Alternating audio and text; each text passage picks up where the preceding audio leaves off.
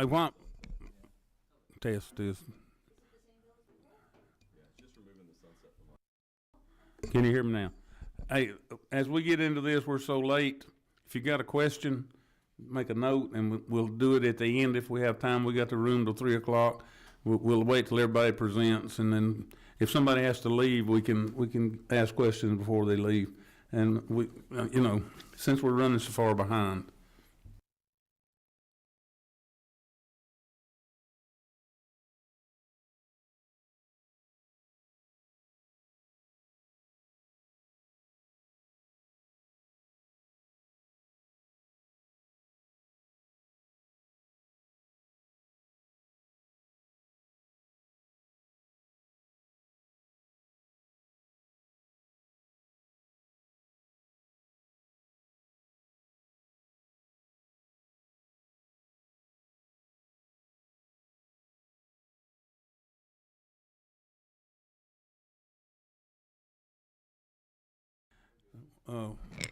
Welcome you all to the committee, and appreciate you being here. And we're going to get started. And if Representative Gamble, if you'll open us in a word of prayer. Thank you, Chairman. Let us pray. Dear Lord, we thank you for this opportunity to come together and consider this information that we'll be talking about today. Thank you for the opportunity to represent and be a part of government in our state. Continue to be with us as we are here during this time, the days ahead, and be with our families. Protect us, keep us safe. In Jesus' name, amen. Thank you. Okay, well, tell us who you are and who you're with, and so we'll all know, and you've got the microphone. Awesome. Thank you, Chairman Tarvin, and members of the committee. Thank you for allowing us the opportunity to speak today. My name is Kennedy Atkins, and I am the Government Affairs Manager at the Georgia Public Policy Foundation and Georgia Policy Impact. With me today, I have J. Thomas Perdue, an analyst on our team, who will present our review of Georgia's regulatory environment. This study builds upon the work of the Georgians First Commission, which was led by Representative Scott Hilton. You should have actually, I don't think the one-pager made it, so I'll send that to y'all after this. And I'll be happy to send the full study as well. I'll turn it over to Jay Thomas now.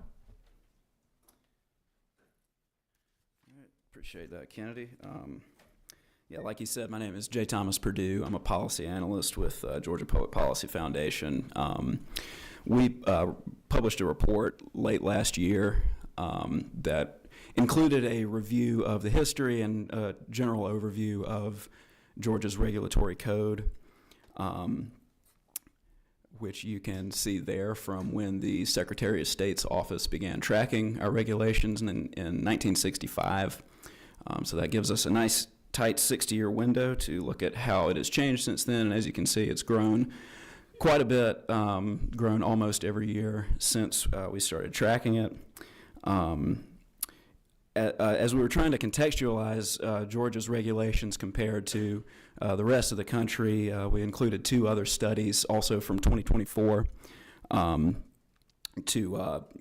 we referenced those in our study. The first one was from the Mercatus Center, which looked at, which ranked every state on how heavy their regulatory burdens were. Georgia was ranked 26th in this study. And regulatory language is the term that they used as a proxy for the number of prohibitions and obligations in there. It looks at the regulatory language as opposed to just the sheer number of regulations in the code. It's a more precise way of looking at it. But between the federal code and the Georgia code, there are over 1.2 million combined regulatory restrictions on the people of Georgia. This study also showed how Georgia regulations compared with other states. This one, you can see the top 10 most regulated policy areas from Georgia state regulations, and I can't quite read what the categories are from here, but you can tell it's kind of a mixed bag. You can see in some there we go. Well, can't really read that either. Yeah, you can see health services is at the top of that, followed by administration, where we regulate higher than the average state regulatory codes. But in other ones, such as banking, environmental protection, social assistance, we would regulate less than the state average. And these are industries. Waste management is at the top, chemical manufacturing after that. But you can see in both of these, it is, like I said, a mixed bag that probably speaks a little bit to our ranking being kind of in the middle, 26. Coincidentally or not, this puts us in the neighborhood of a few of our neighbors. I think we were in between Alabama and North Carolina. Same ballpark as Tennessee and Mississippi. So, like I said, that report ranks us kind of in the middle of the road. Another report that we included came from the Cicero Institute. This report ranks states in terms of regulatory reform. And in that report, Georgia was ranked 49th. We were tied for last, basically scored a 0. Now, this did go by a criteria that they set, but this was a criteria that we see a lot in some other states. You'll probably see a few of those when Jamie comes up here. But generally, those criteria were aligned towards transparency, better accountability practices, and the ability to meaningfully review regulations. So obviously, given that, there's a lot to be done in terms of regulatory reform in Georgia. As I mentioned and shared earlier, the code has grown quite a bit since over the past 60 years. It's grown at about an average rate of 13%, just under that, I think. And there have been, I think, only 3 or 4 years where we've seen more regulations repealed than adopted. And it's been estimated that this was part of the Georgians First Commission. It was estimated that about 54% of the code was in need of review just due to being out of date or referencing a redundant regulation.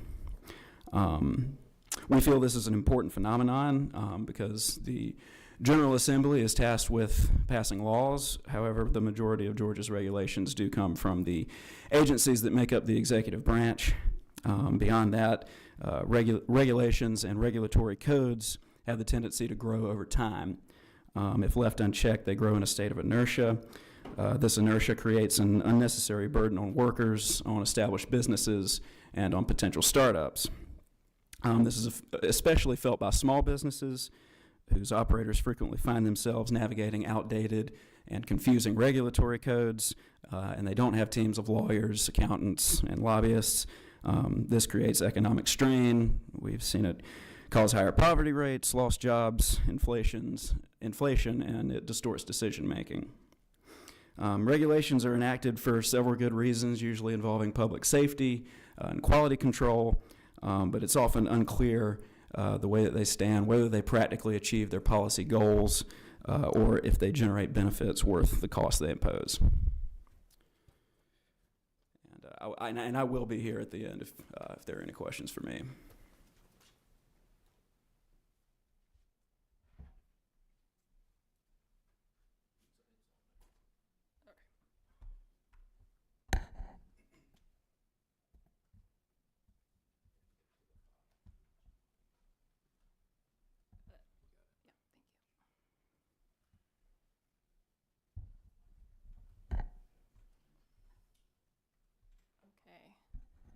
Thank you all for having me here today. My name is Jamie Kavanaugh. I'm Legal Policy Counsel at the Pacific Legal Foundation. Although Pacific's in our name, we're a national public interest nonprofit. Most of what we do is litigation against the government, protecting people's constitutional rights. We have an entire separation of powers practice area dedicated to things like challenging overburdensome regulations. And then we also have a policy team that works with great state legislators like yourselves so that we don't have to sue. So I'll just jump right in. We're talking about regulatory reform acts today, and a lot of times these are called Reins-style acts, and that's because of a federal bill that's been introduced several times, and the acronym stands for Regulations from the Executive in Need of Scrutiny. So, lots of states, I'll talk about this today, have enacted different types of Reins reforms, and that's kind of the shorthand that a lot of people will use to talk about them. But it has been introduced in Congress beginning in 2009 and nearly every term since that time. And so what are the kind of key aspects to a good regulatory reform bill?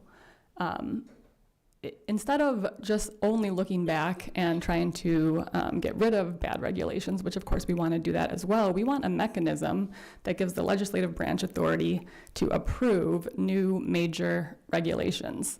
So in the federal bill, major regulations are defined as those that would cost the U.S. economy $100 million or more, and that's in a single year. Or they would cause major increases in costs or prices, or cause a significant adverse impact on competition, employment, investment, productivity, innovation, or competitiveness with foreign nations. That's the language from the bill. So it's looking at, different measurements of how these new regulations will affect the economy.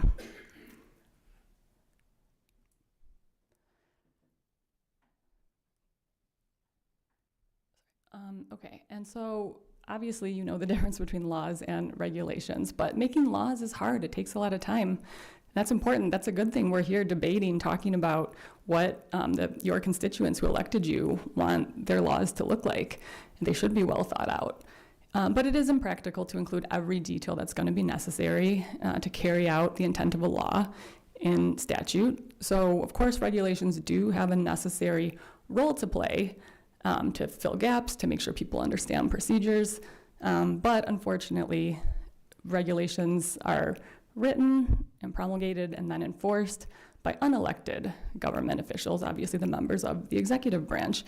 And most of these government officials are not elected by anyone, so they're not responsive to any constituents in the state. And these regulations, although they're different than laws, they have the same force and effect as law. They impose huge financial penalties or even criminal penalties in some cases. So in most states, Georgia included, an unelected bureaucrat can unilaterally change state policy in a way that none of you are able to do as elected members of the General Assembly. And so, more about your power. Of course, what you're doing when you're passing laws is granting authority to the agencies to carry out a function. And after authority is delegated to an agency through statute, most state legislatures, including here in Georgia, don't have any meaningful oversight as to how regulations are adopted, or most states don't even have a mechanism for repealing regulations that they disagree with, even if the elected officials are saying that's not the intent of the statute that we passed. So when we talk about adopting reins at a state level, of course we want agencies to retain their authority to promulgate gap-filling regulations, but when an agency decides it wants to promulgate what we want to call a major rule, a regulation that will have a major impact on the economy, we want to make sure that the legislature is involved and approves those regulations. And then the other important part of these bills is the sunset review that makes all regulations expire after a certain number of years. So they have to be reviewed. This is a cycle every 5 years, every 10 years, whatever it is. And that, incentivizes agencies to only promulgate necessary regulations because they don't want to go through the process of reenacting regulations that they're not using, and allows everyone to have a good understanding of what the regulations are really doing. So again, we want to require approval by the legislature for any agency regulation that will have a substantial impact on the economy. We recommend including language in a bill that also says any substantial impact on social and cultural relations among citizens. This obviously strengthens democratic accountability and ensures that regulations actually reflect the will of the voters. Another important aspect, a necessary piece, and Tony will talk about this after me, is you need a strong process for doing an economic analysis of every new regulation. Without that information, if you have the tools to approve or disapprove new regulations, you can't make good decisions if you don't have accurate economic analysis about new regulations. And then, of course, we want to make sure there's a sunset provision in a bill so that we're not only reviewing what's being promulgated moving forward, but we can also look back and take some of these old or outdated or unused regulations off the books. And then, the last piece we like to see is actually that courts should be empowered to meaningfully review agency actions. So this is codifying the end of Chevron deference from, that's what it's called at the federal level, where courts defer to an agency's interpretation of its authority. And many states now have started codifying, getting rid of Chevron deference. And that doesn't mean that an agency's arguments are ignored. It just means that both parties now go to court and present their arguments, and the judge is allowed to fairly weigh both arguments. So I'm sorry this is small, but I'll email everyone copies of the presentation. So this is showing the states that have some kind of legislative review of regulations. West Virginia, since the 1990s, has the strictest program in the nation, where the legislature has to enact a bill for every regulation that an agency wants to propose. There's no capital threshold. They do this for every single bill, and they also have an ongoing sunset process. Florida then is, a lot of people consider Florida the first state that did a REINS Act in the way that we describe them now. That was in 2010. Their fiscal threshold is if a regulation will cost $1 million for the regulated community within the first 5 years of the regulation. And then the state legislature has to approve all new regulations. We have Wisconsin that also has a REINS Act since 2017. Their threshold is $10 million over 2 years, so a regulation that would impose costs on the regulated community of at least $10 million over 2 years. These have to be approved by the legislature. And then Indiana and Kansas came along last year and both passed REINS bills. And you can see their different thresholds. Indiana's $1 million over 2 years, and Kansas has a smaller economy. It's $1 million over 5 years. So the economic analysis category is actually important to think about too, because I said to have a good REINS bill and regulatory reform, we need to have good information about how much a regulation will cost the regulated community. So you can see the different agencies, how in different states they've decided to do it different ways, but it's often the agency that wants to promulgate a rule who does its own economic analysis, and that's okay as long as there's good guardrails in place for what information needs to be presented in an economic analysis. I think ideally you would have a third party or part of the legislature itself being the one to independently do an economic analysis.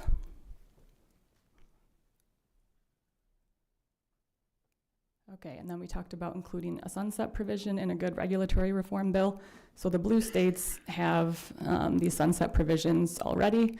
They're reviewing all of their regulations on a rolling basis.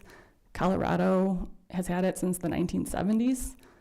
Arizona has a quasi-sunset program, and they've also had that since the 1970s. So this is something that's already existed, has been proven to work. I think people worry about the regulatory workload for reviewing all of an agency's regulations on a rolling basis, but an agency should be familiar with all of the regulations that it's imposing on the public. And just so you know, of course, a lot of other states are working on this right now. We have the list here of all the states where bills have been introduced, and PLF is working with legislators in all of these states and hoping for more bills in Alabama, North Carolina, New Mexico, and Tennessee. And West Virginia, like we said, already has a very impressive legislative approval process, but they now have a bill introduced to strengthen the economic analysis portion. So I think that's the end of the presentation, and I'll call Tony up now. Thank you. Remind you that, of course, with everybody's permission, I'm going to forward this email. We'll have all these in it to everybody. I apologize for it not being done. And remember that this is gonna be on video, so I'm gonna tell all the members, so when you get yours, it'll be on the archives on our website. You can go look at it and watch it, and there will be a test, so just wanna make sure we're gonna find out who watched it and who didn't, but, yes. The test. Oh, well, I couldn't pass it either, so, but, tell Good us who you are afternoon. and who you with, Mr. West. My name is Tony West. I'm the State Director for Americans for Prosperity, Georgia. You should have a one-pager from us in your folder. What I'm going to cover is honestly going to be fairly similar to what Jamie just said. But what I found trying to explain this type of thing, it doesn't hurt to hear it a second time or third time and in a different way. So I apologize if it's too repetitive. But a REINS Act policy simply aims to require legislative approval for major rules that have an economic impact above a certain threshold. It's a forward-looking policy that only applies to newly proposed rules. It's an oversight mechanism to give yourselves as elected officials, and by extension, the voters who elect you all, more of a voice in the implementation of rules and regulations. The REINS Act empowers legislatures to take back their rightful authority that all levels of government have oftentimes delegated to the executive branch. The size and scope of the administrative state can be difficult to navigate, and by increasing transparency and oversight, we think the REINS Act idea can help restore separation of powers and increase legislative intent that sometimes can be lacking.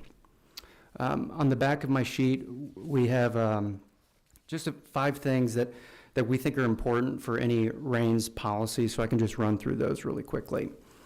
A reliable economic impact analysis. So at the beginning of the rulemaking process, simply conducting a simple cost-benefit analysis can help lawmakers and regulators get closer to being on the same page when it comes to what that new rule should be. It doesn't have to be a complicated math formula, but putting in writing some basic assumptions about which industry or business sector would be affected, to what degree, and to what purpose would meaningfully improve the process. Determining and assigning a single dollar amount for the regulatory burden of a new rule would be very valuable moving forward to just having a better understanding of what the regulatory costs are that businesses may face. So we know down to the dollar the budget of state agencies and down to the program level within those agencies. We know what our tax rates are, what we should pay based on what we earn, and what we will pay in sales tax on what we spend, but we have no analogous metric to measure the cost of the entire body of our regulatory code.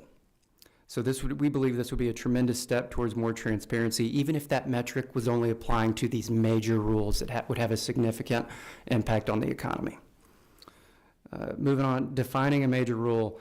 Like Jamie covered already, several states define their major rules slightly differently by their compliance costs down to the dollar. Florida and Kansas have it at $1 million over 5 years, but ultimately that is a subjective value up to the prudence of this legislature. The point of REINS is not to bog down the rulemaking process or make our executive branch grind to a halt. The point is to help identify significant economy-affecting rules on the front end and ensure legislative buy-in prior to implementation. Anecdotal feedback from some folks in other states that in any given year, the REINS threshold is not triggered, or it's very rarely triggered. And that should be intentional because it should only be capturing the largest of the large new rules. And that leads to that third principle, expedited review. Ideally, this will be a smooth and seamless process where agencies gather relevant information, provide it to you all in the legislature, and then a decision could be made about that major rule. Some limitations of REINS towards the end here. This is just one good policy idea to help increase oversight and transparency. It doesn't address current rules and regs already on the books. Lawmakers should also work to foster cooperation with the agencies when considering new major rules. One solution that Jamie mentioned would be to allow for separate economic analyses to be conducted by House Budget Office or Senate Research Office, just to verify conclusions that are reached by the agency itself. In Wisconsin, the legislature may request an outside independent economic impact analysis of a proposed rule to determine if it meets the RAINS threshold. And I can't emphasize enough, it really shouldn't be a common occurrence. This should be for situations where there's debate and a need for further deliberation. You know, one could foresee situations where there is a major rule being proposed, but it's viewed as a necessity and it's passing the legislature unanimously with no real debate. Other new rules may be unpopular and the legislature may choose not to act. I'll give you one example of that and then I can close this out. Back in 2021, Florida's Agriculture Commissioner attempted to introduce a rule that would remove styrofoam packaging from grocery stores. The rule was determined to have a potential regulatory impact that surpassed their RAINS threshold of $1 million, invoking the need for legislative approval, and the legislature opted not to hear a bill or resolution to approve the rule, so it didn't take effect. And the bottom line is that policy idea may be a good idea. That debate should happen, but it should be happening in these rooms and on the floors of the House and Senate ultimately, not via executive branch rulemaking. So that really concludes what I talked about, but I did want to give Jay Thomas an opportunity because I think he has one more item in your folder regarding the cost-benefit analysis concept. Thanks, Tony. Sorry for leering back there for so long.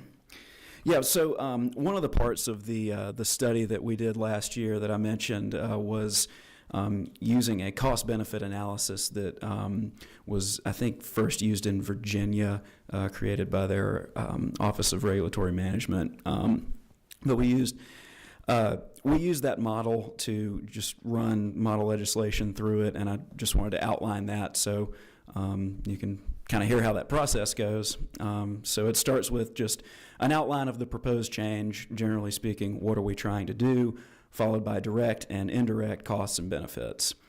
That is then compared or juxtaposed with costs and benefits of the status quo, if there was no change at all, and then alternative options if that's applicable.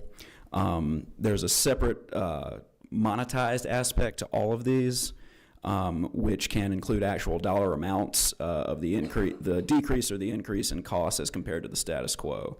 Obviously, not every legislative change is going to have a dollar amount. Sometimes it can be as simple as changing the guidelines for, I think, stormwater management was one of the examples that we went off of. But following that, we get into costs and benefits for specific stakeholders. Those are local partners, families, and small businesses. The model that we ran through had to do with deregulating the cottage food industry, and you can see how there could be some redundancy there. For example, with cottage food industry, a lot of the small businesses there are families. After that, there are just changes to the regulatory requirements. This is, again, that idea I mentioned earlier of regulatory requirements as opposed to specific regulations, but there is an area where you can see precisely how the code has changed and then what that means. So the idea there is to be thorough but not complicated. Going through changes that affect each of these stakeholders, like I said, it might get redundant at times, but it is critical to think in those terms of how everybody can feel a regulation, and maybe more importantly, even it doesn't require too much time, and it doesn't require a team of PhD economists.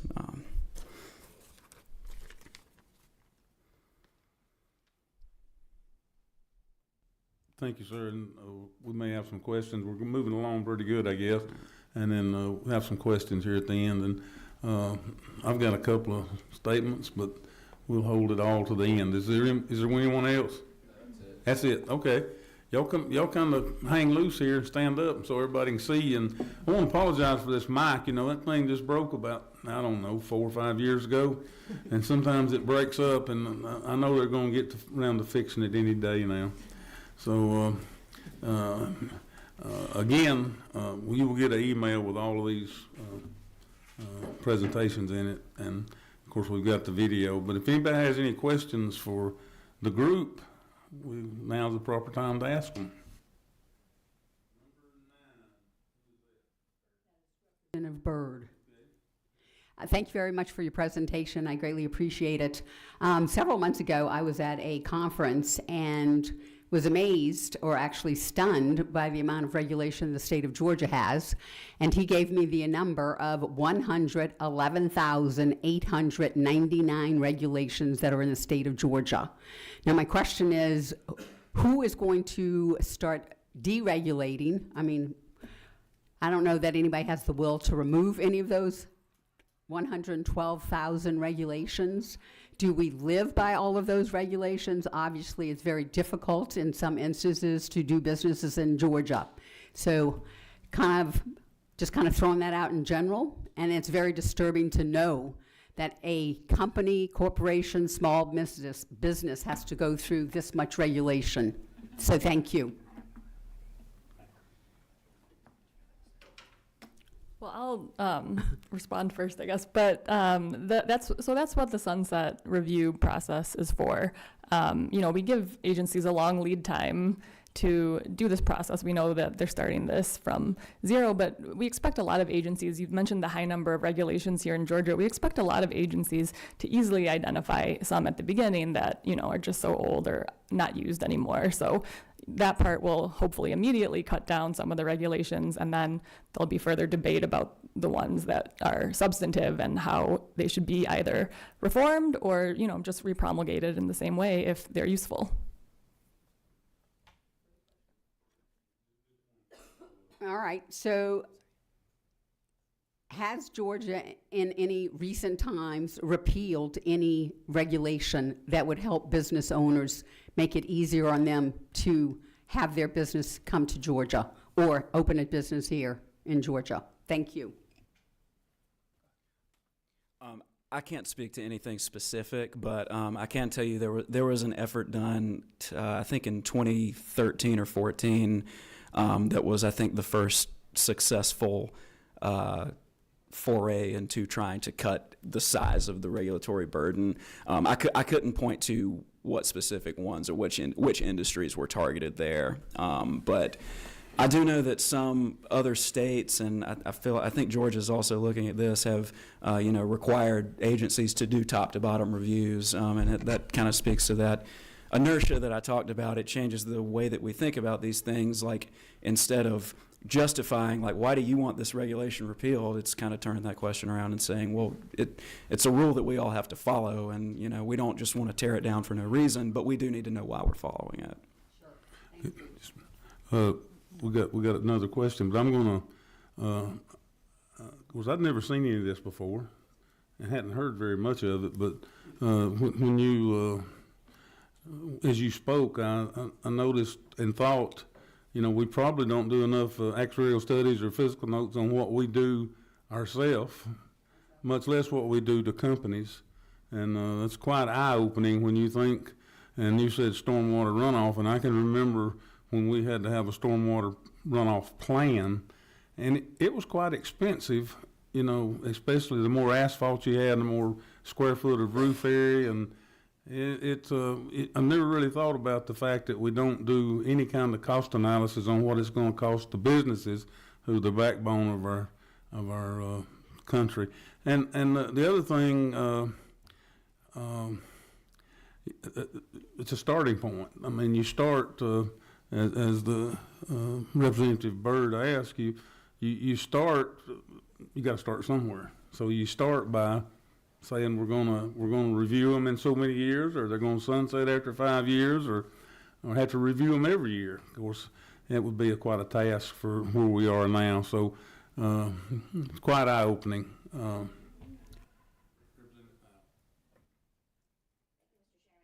a question for Mr. West in response to something you noted.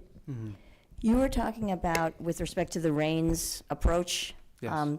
to make sure that the legislative branch, which is us, has retains its power to weigh in on significant enough fiscal decisions, rather than ceding it to the executive branch, right? So my question is, we're a state legislature, but obviously what happens at the federal legislature affects us with respect to funding. What are your thoughts on that approach in terms of the legislature retaining that oversight on fiscal impact rather than ceding it to the executive branch, for example, through executive orders that have significant fiscal impact on Georgia? That's a really good point. Executive orders are in a different category, I think, from the type of rules we're talking about. But I do think there is merit to, even if rules that we have to make at the state level, if they're directly required by the feds, I think there's an argument to be made to still try and come up with a cost-benefit number, just so we're aware. And we can talk to our federal delegation even, just say, you know, these federal requirements that you're passing along to us, did you know they're costing our Georgia businesses or entrepreneurs this much? We have to do them anyway. We may not be able to not do them, but maybe having that economic impact analysis for even those required federal rules might be worthwhile. Does that answer your question?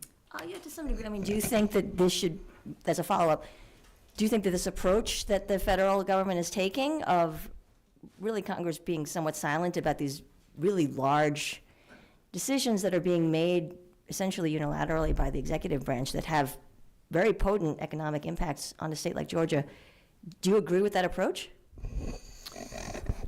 I think what the REINS Act is trying to do is to make sure we respect the separation of powers that's supposed to be within our constitutional framework. So Jamie put it really well. You all do the best you can. Congress does the best they can of writing laws and making them clear enough for the executive branch to implement them. There will be gaps to be filled, but I think the point of REINS is for something that is a major rule that would have significant economic impacts, REINS is a great idea to let the legislature approve it to make sure that legislative intent is true to form.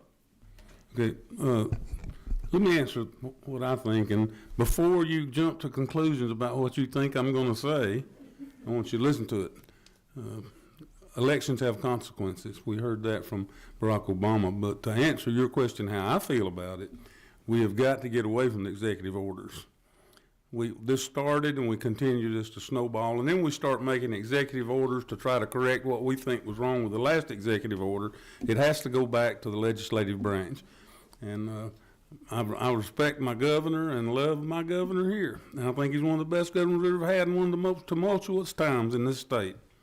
Our governor has too much power, and I think we'll rein some of it in. So to answer your question, I think that the executive branch in Georgia has too much authority, and I think the President of the United States, right, wrong, or indifferent, for several years now, starting with Bill Clinton, not as bad, started using the pen and the phone. To quote, we can talk about who did wrong and who did right, but we've got to rein it in because it does not belong in the executive branch. The Constitution gives certain powers in Article 1, 2, and 3, and the state is not restricted by the Constitution. I know a lot of people don't want to say that, but you can't show me anywhere in the Constitution that a state is restricted by the First Amendment, Second Amendment, or anything. Now, that's a whole different story, but to answer your question, we're all on the same page. We've got to rein in this executive power at the federal level, but it's going to take the whole country. How do we do that? I don't know. But we've got to get our legislature up there to start pursuing that. And I probably said way too much.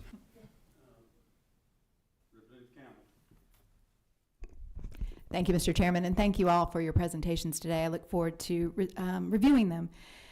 Most of what you shared so far has really been looking at economic metrics, and most of what you talked about were cost savings, which obviously are useful and necessary. But I'm curious in the material that you'll provide, I'm assuming that the type of analyses that you do also include other criteria for analysis. So some other metrics that might have an indirect cost to us or a direct cost to us that might be the follow-on effect of rules and regulations related to improvements in health, protection of natural resources potentially, mortality, mental health, et cetera.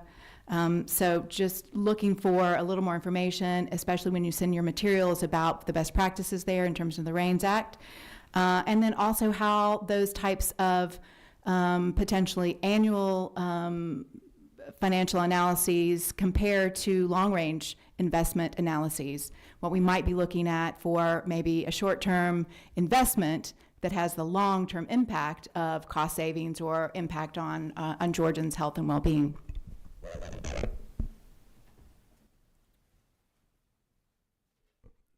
Thank you for that, and we'll keep that in mind when we send over our resources. Thank you, Mr. Chairman.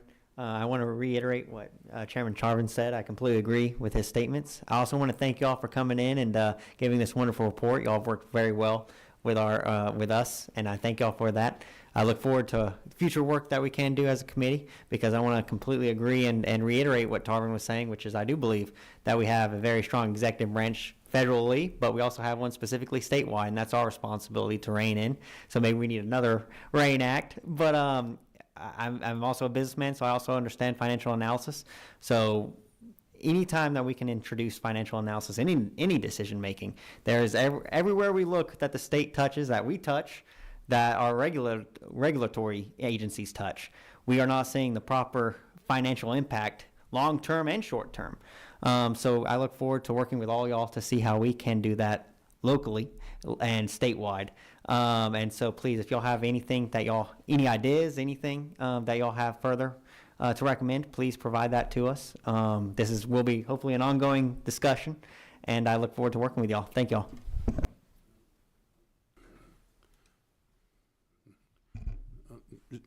Just one moment. I agree with that, and the thing that so struck me so much was I know that those X-ray studies or fiscal notes or whatever are very expensive, but that's probably the most eye-opening thing I've heard, and it's never really crossed my mind that we're going to put this burden on the businesses, but we don't even know what it's going to cost the businesses, and we just willy-nilly send it to and it may be the best thing we could have done, but Sanchez. Thank you so much, Chair. Thank you for your presentation. Sorry I arrived a little late. I was in another meeting, but I thank you for bringing this. I was talking about the RAINS Act as well. I was reading over it on your website as well.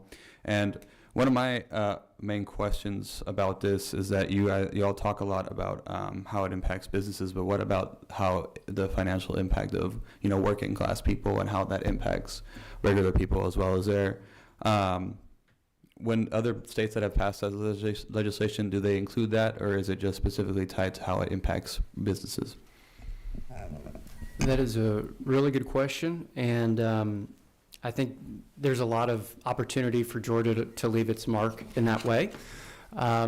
You could say, how would this rule affect businesses, individuals, local governments, churches or nonprofits? Like, we could include potentially everyone if that was the will of this body, of this legislature. So it could be as broad or as narrow as we would like, I think. Thank you. I'm not a presenter, but let me, from a standpoint of, I won't go through the whole gambit, but somebody that's done a lot, knows a little about everything and not a whole lot about anything. I think, and I appreciate that point, and that crossed my mind also. But I don't think we have any lack of regulations, and of course we do want to protect the consumer, and it's always first and foremost.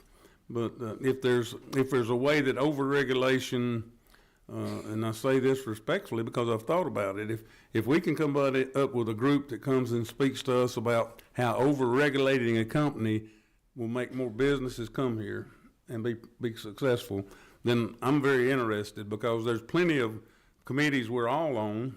We could go to the judiciary, and I'm sure a lot of the times we'd get into something where we need more regulation. So not to make light of your statement, because it's very important. That's why we have I want to say again, if we can get them to come here, this is a very, very talented group of people. And you just look down through the names. There may be some of us old country people in there, but we've done a little bit of everything. We've driven tractors and run multi-million-dollar businesses and been very blessed in life. And this is a very important committee. We're going to do the work, and I want to hear things like that, and I think I've proven and going to prove further that I'm an equal opportunity basher. It doesn't matter. I'm for the people of the state of Georgia, and I think if we preserve the Republic of the United States, it's good for all people. And if we preserve the state of Georgia properly, constitutionally, it's good for all people in the state of Georgia. And I want us to be in a we do no harm situation to anybody. And so I've talked way too much. And again, we want to try to get our people here and hear what we've got to say. We do have a bill coming up. It's H.R. 257, and it brings up some of the things we talk about here today. We're going to have a hearing on it, and I'm not going to tell you we're going to vote on it, mainly because it really makes another committee, and I don't know if we need another one. We got maybe have 4 or 5 or 6 or 15 or 20 too many now. But I'm gonna give you the opportunity to ask one more question, or if you've got something. And these people aren't far away. I've seen Mr. West a few times around, never spoke with him, and I had talked to Kennedy Atkins 4 or 5 times probably over the last ever how many years it's been, and never talked to any of them about this. And this is very much appreciated, and we're again are looking for anybody that can come to this group and tell us what we can do to make life easier for businesses to thrive in Georgia, because I think if we have businesses, we have people, and the more businesses we have with the fewer people to fill the jobs, the higher the wages go. It's just a fact, and that's how you raise wages, and we've proven that over the last few years to see that a restaurant worker in certain parts of the country can make $15 to $20 an hour, and we spent too much time trying to tell them they need a minimum wage of $10. And it's very eye-opening to know that we got to have businesses, and then the people have to be treated properly. I've talked way too much, as y'all know I always do, but if we have any other questions, watch the videos if you'd like, because I'm going to watch it again, and you'll have the overheads, and I'm going to send out an email asking everybody to watch it. And we thank you so much. Has anybody out there got anything they want to say? Can't add much to what all we said already now. I'm telling you, you'd have to really thank y'all so much, and thank the committee. And something else the committee will find out is I don't say things I don't mean, and I mean every word of what I said. We're even glad you're here. Thank you, guys. Appreciate it so much. Thank you. Thank you. Thank you. Thank you. Meeting adjourned. What? 257, HR. Is that next meeting? Well, we're going to have it. We're going to hear this. The next meeting we have, we're going to hear that bill. Yeah. 257. Yeah. Yeah. We may not have a vote on it, but I'm not sure I want to be a part of having another committee. I hadn't even read the bill yet. We're going to hear the bill.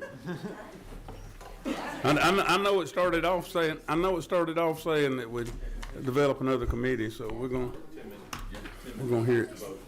Oh, in 6 minutes. Absolutely. Why wouldn't I hear it? No, I'm saying this was Nah. We hope we can have more. And Oh, we'll have more people here if we hear it. I can promise you. Thank you guys.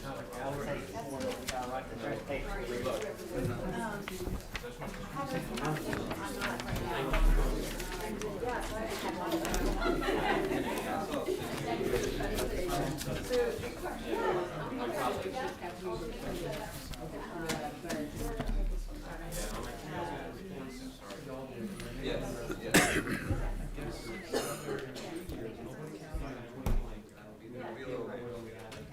That was over the last 30 years, so very rarely are we able to do it.